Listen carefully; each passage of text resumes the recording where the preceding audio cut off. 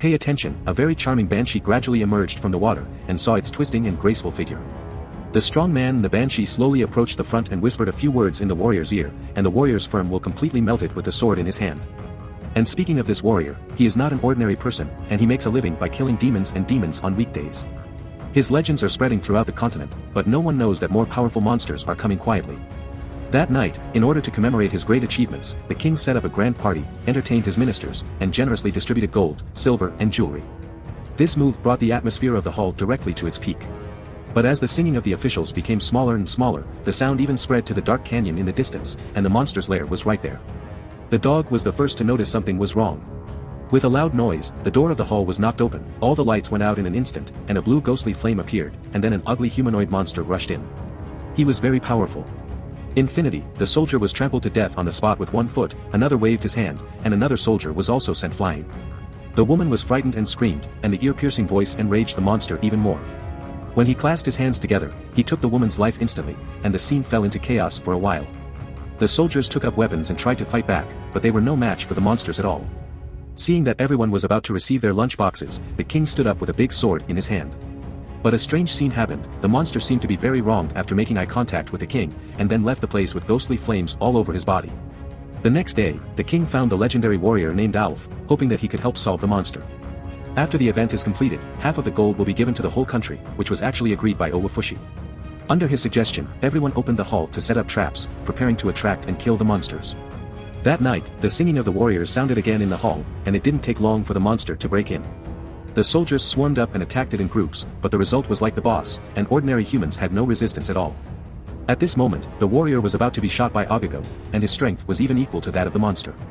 Immediately afterwards, Owufushi flew over and jumped onto the back of the monster at the right time, and hit the monster's weak point with a heavy fist. Under the powerful offensive by Okuo, the monster gradually fell into a disadvantage. The monster, which was getting smaller and smaller in size, wanted to escape, but Owufu, who had experienced many battles, could not save him. He directly locked his arm with a chain, and then used the door frame to pinch his arm. The monster staggered back to its lair and completely lost its vitality. On the other side, Owufu had a dream, in which the queen proposed to him. The legendary warrior was dreamed by Owufu, in which the queen proposed to him and asked him to give him a child. Before being reacted by Owufu, the beautiful queen turned into an ugly monster in an instant, and Owufu instantly woke up. But when he looked up, all his subordinates were hanged on the beams of the house. Logically speaking, it is impossible for the seriously injured monster to come back for revenge so soon. The king answered his doubts, because the monster had a banshee mother, and it was probably the mother who came to revenge. Owufu was immediately furious. In order to avenge his subordinates, he put on the golden dragon horn given by the king and came to the banshee's lair. There are countless gold, silver, and jewels piled here. The monster that had been killed earlier was lying on the stone platform at the moment.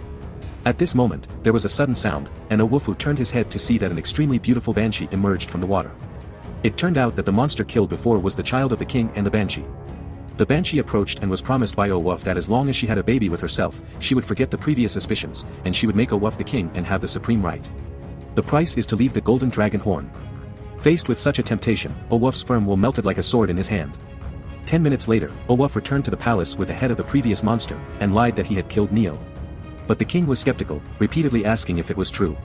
Seeing the expression tweaked by Owufu, the king showed an intriguing smile.